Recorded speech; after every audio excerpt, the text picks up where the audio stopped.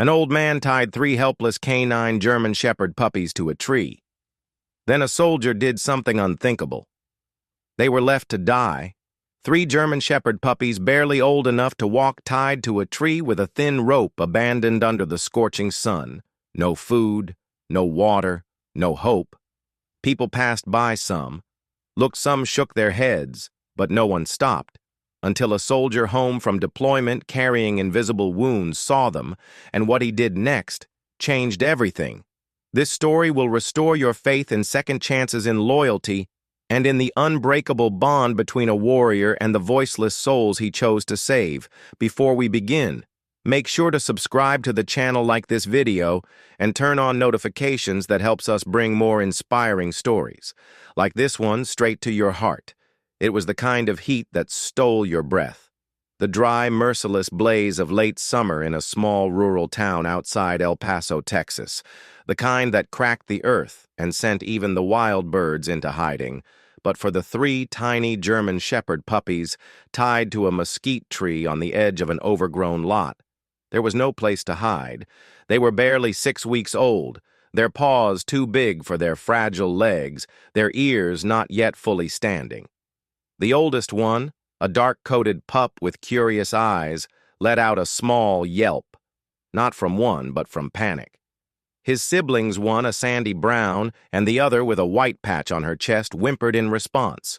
The ropes dug into their necks as they twisted, confused, hungry, and desperate for the mother who had vanished hours ago. The man who left them had not said a word. The old neighbor across the street watched from behind a curtain.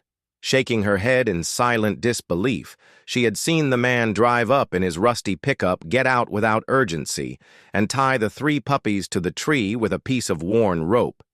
He had wiped sweat from his brow, looked around, and then got back in the truck and drove off. Just like that. She had called the local animal control, but no one answered, and deep down, she didn't believe anyone would come in time. Not in a place like this. Not for 3 unwanted dogs, but someone else was coming. Staff Sergeant Daniel Reyes had only been home for 12 days. After 8 years in the Army and 2 deployments overseas, he had returned to his late father's property to settle the estate and maybe, just maybe, figure out what life looked like as a civilian.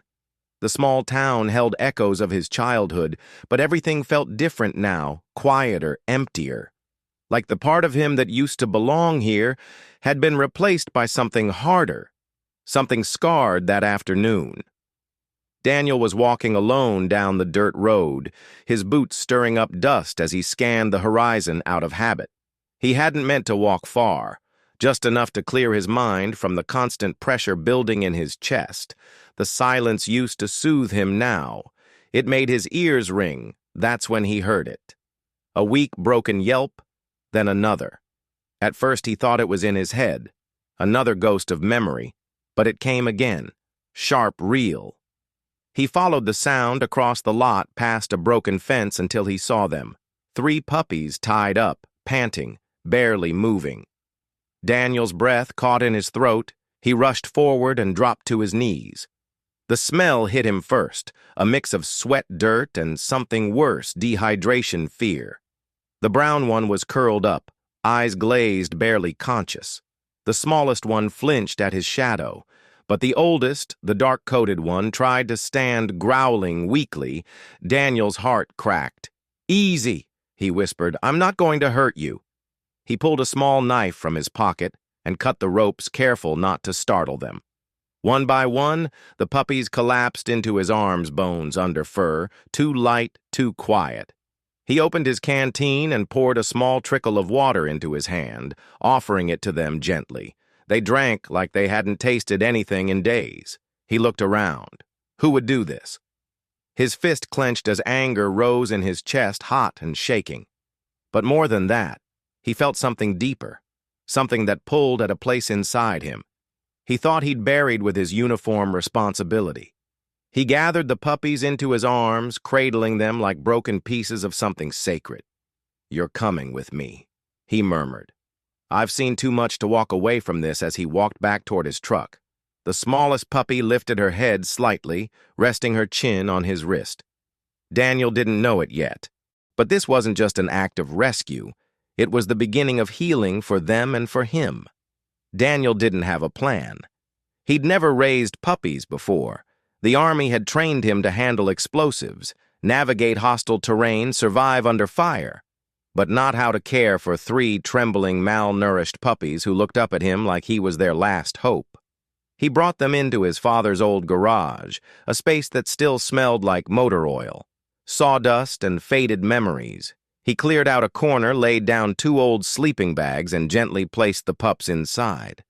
They were so light, too light. The smallest one, the one with the white patch on her chest, was barely responsive. She whimpered every time Daniel moved, as if expecting pain. He knelt beside her, opening a can of wet dog food he'd picked up on the way back from town. "I don't even know your names," he whispered. He dipped his fingers into the food and brought it to the smallest pup's mouth. At first she flinched, then slowly her tongue brushed against his fingers. Her tiny jaw worked weakly, chewing the other 2, followed the brown one eating hungrily, and the dark-coated one never breaking eye contact with Daniel, even as he swallowed each bite. Daniel sat back against the wall and exhaled deeply. He hadn't realized how tense his own body had been. It was like something inside him had locked up ever since he got home, since the funeral. Since the silence, he looked down at the 3 pups curled together in the blanket. Now their bellies rising and falling with slow, unsteady breaths. There was something fragile about it, something honest later that night. The smallest one began to cry, a thin, broken whimper that echoed through the garage and straight into Daniel's chest. He sat up instantly, heart pounding like it used to during night patrols. He moved toward them instinctively, checking them for signs of pain, injury, distress. She was shivering. He picked her up gently, wrapping her in the corner of his hoodie and holding her against his chest. "It's okay," he murmured. "You're safe now, I promise." She quieted, and for the first time in months, so did his thoughts. The next morning, Daniel woke up stiff, still sitting against the wall, the tiny white-patched pup asleep in the crook of his arm. The other 2 were curled at his feet. He blinked against the sunlight streaming through the broken garage window. He hadn't planned to keep them. That wasn't the idea he had assumed. Once they were healthy enough, he'd call a rescue group or maybe someone from the base who knew about working dogs. These weren't just any dogs he could tell by the way they moved, even weak. As they were, their bloodlines were strong. These were canine-bred German shepherds, likely from a litter meant for police or military work.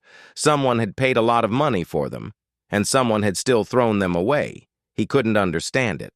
Later that afternoon, Daniel brought the puppies into the house. For the first time, the place had been empty since his father passed, dust-covered furniture, old coffee cups still on the counter.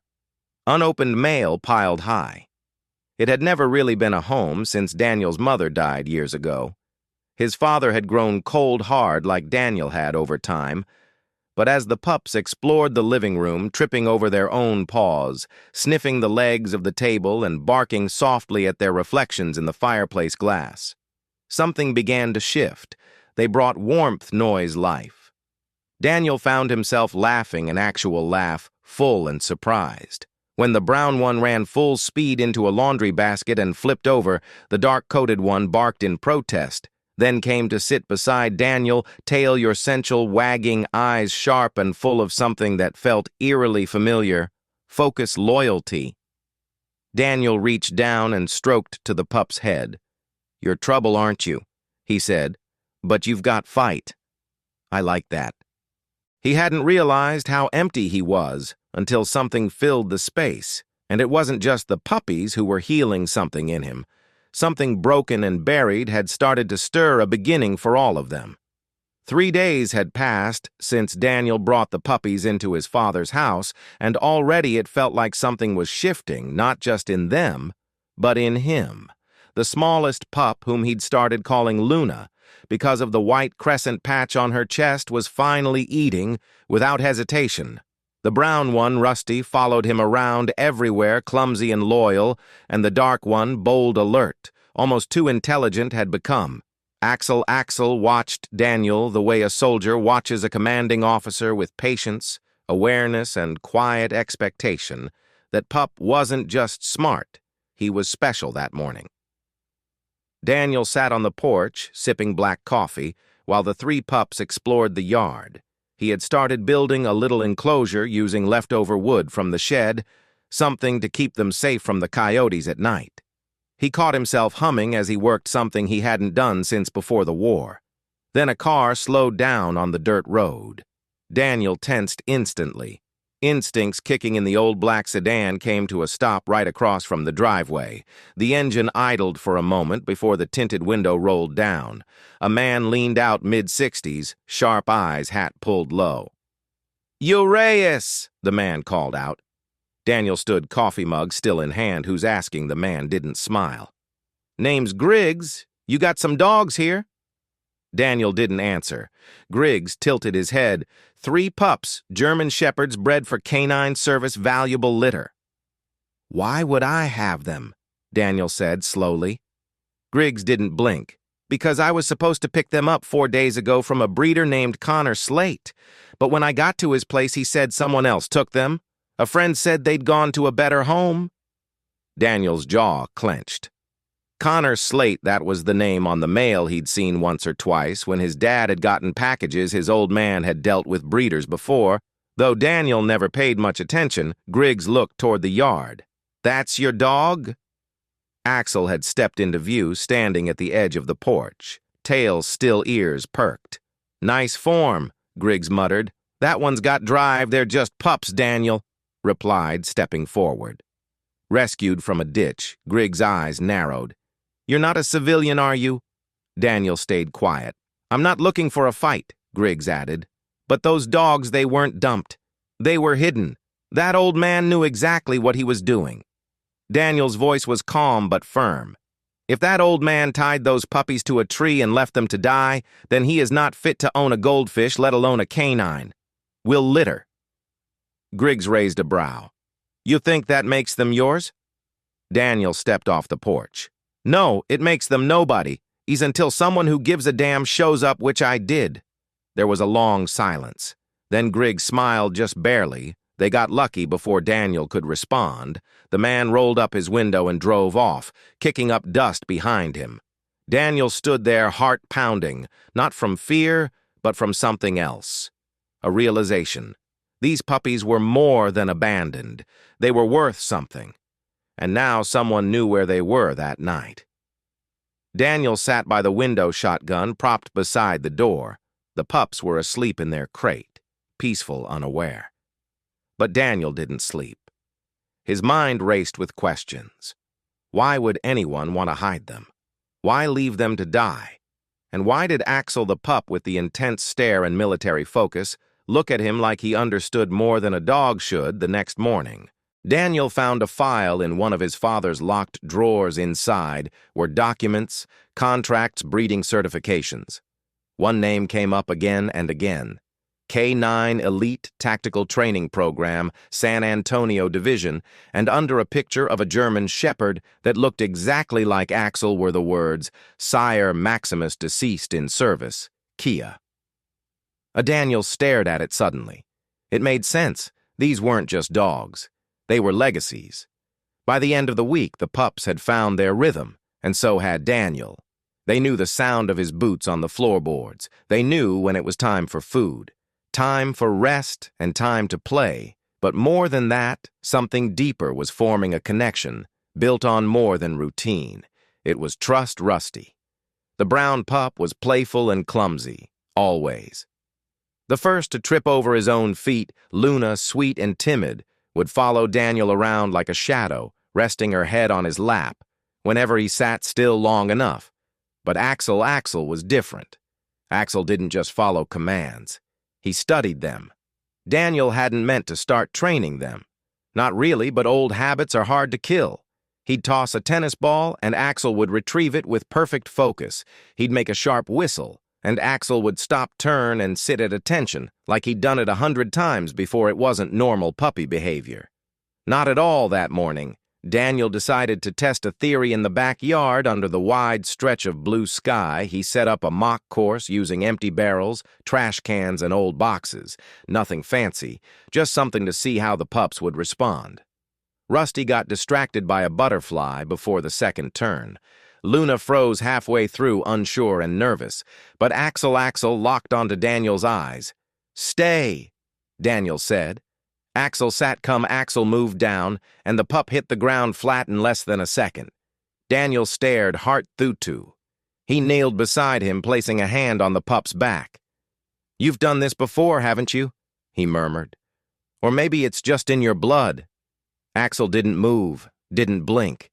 He waited ready present. Daniel felt something he hadn't in years. Purpose inside. Later that day, he opened the file again.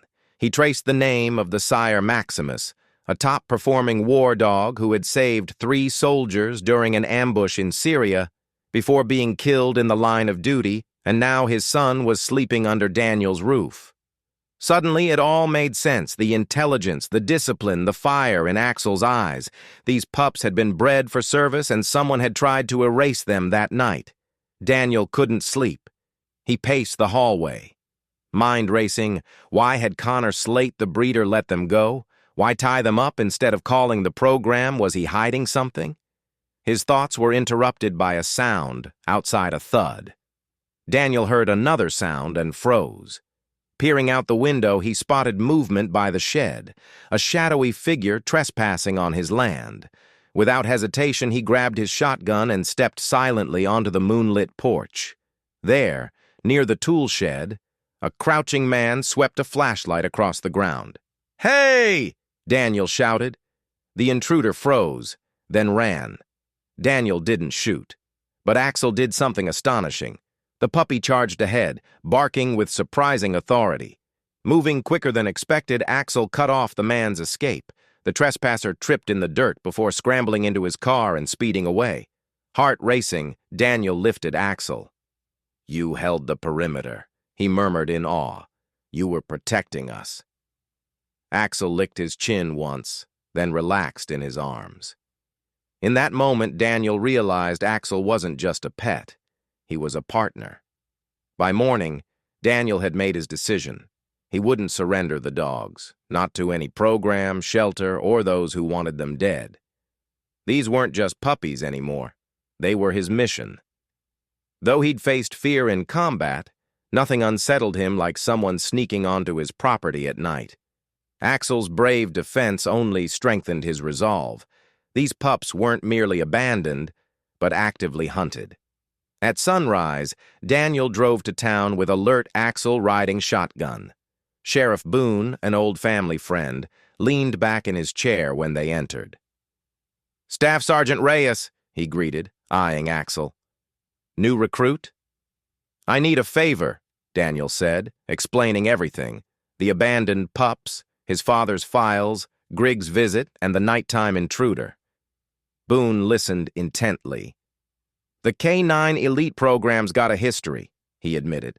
"Failed litters, temperament issues, one aggressive pup bit a child.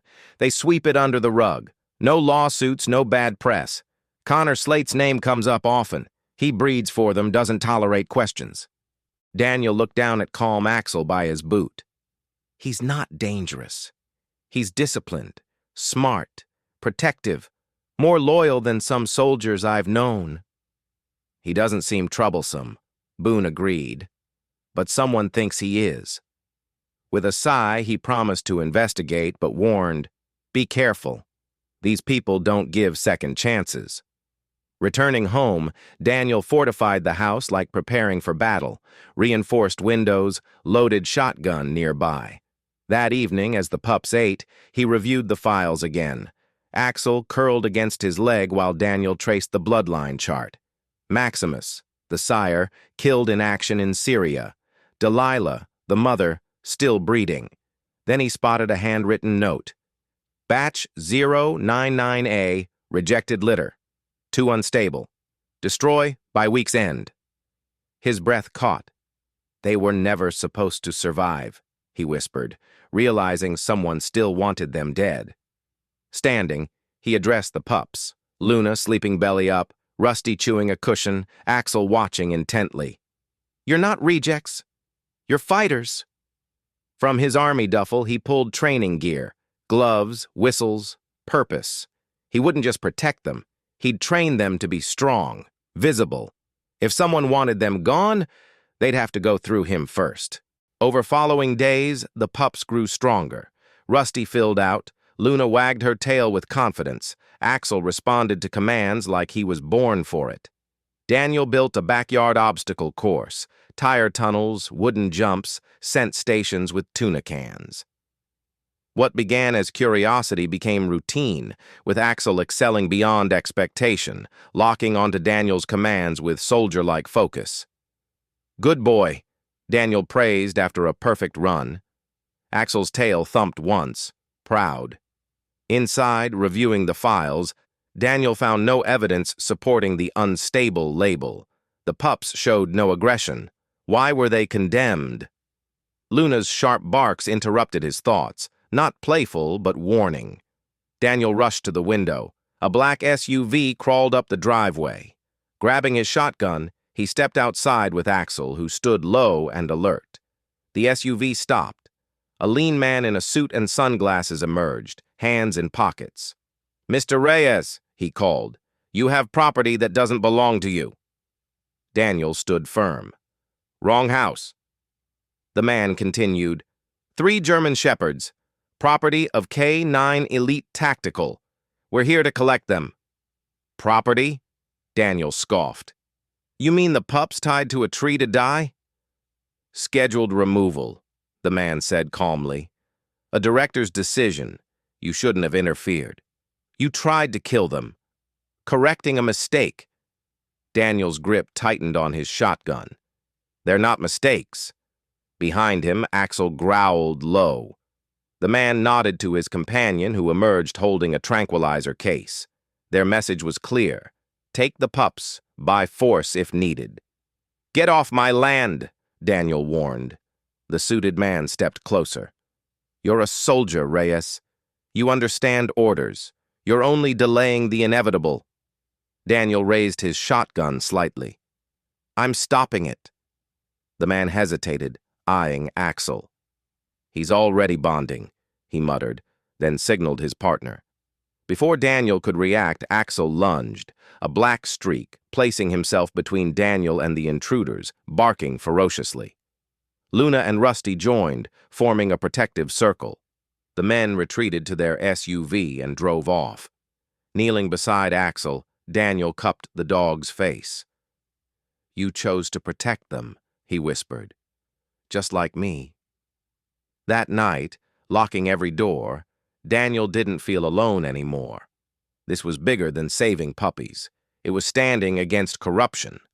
For the first time in years, he had something and someone to fight for. Weeks later, after Daniel provided evidence to Sheriff Boone, the K9 Elite program was exposed. Connor Slate was arrested. Rusty went to an autistic boy. Luna brought joy to a military widow. Axel remained Daniel's constant partner. Together, they visited schools, VA centers, and shelters, proving even the rejected deserve second chances. When Daniel looked at Axel now, he didn't see just a dog. He saw redemption.